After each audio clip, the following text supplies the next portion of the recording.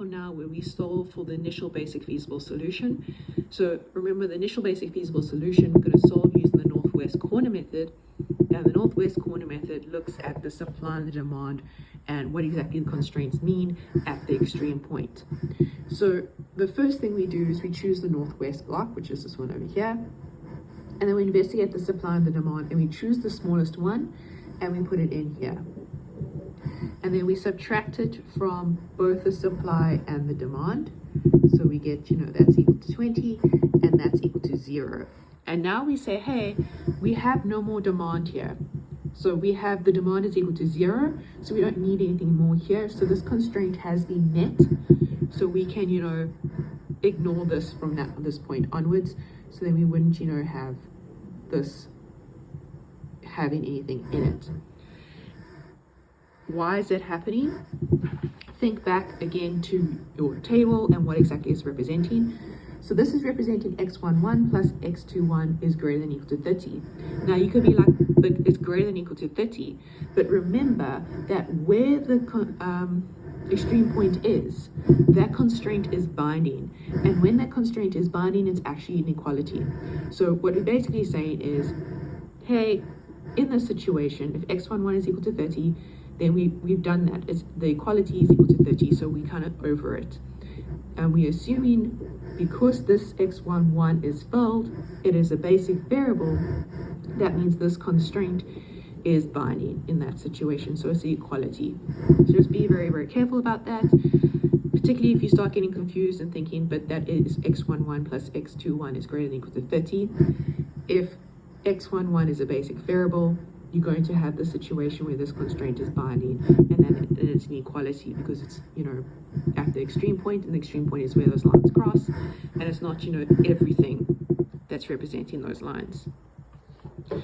But you can think about it just basically, and when you go through the process and you're like, hey, I have no more demand that I need to be met, so I'm over it, and move on.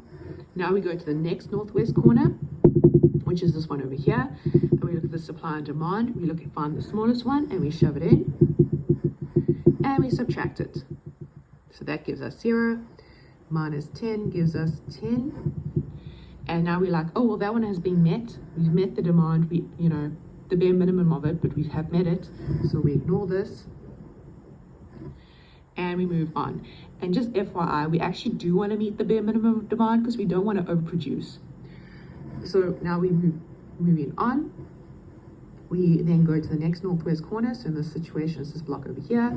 We look at the 25 and the 10. The 10 is the smaller one, so we shove the 10 in there and subtract 10 on both sides. So that gives us 15, and that obviously gives us 0. So now we no longer need this part here, because remember, we've met that constraint that's chilling over there. And in that one, it's even more obvious to see because you have, 30, 10, and 10, that gives you 50. 50 has to be less than equal to 50, so you're done.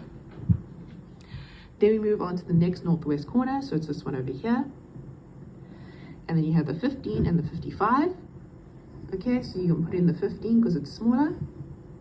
And subtract 15. Subtract 15. The 5 makes it the 50. The 50 minus 10 gives you, your 40. Now you go to the next Northwest corner, there's 20 and 40, so you put in 20, subtract 20, gives you 0, subtract 20 gives you 20, and then you have the 20. And it will always work out like this at the moment because the supply is equal to the demand. So you can't do the Northwest corner method until you've made sure that your supply is equal to your demand. So be very, very careful about that. Now, I just want us to discuss this because it is something you need to check. We have spoken about this before. You need the n plus m minus 1 non-empty cells. So just do a quick check there that you are meeting that, requirement.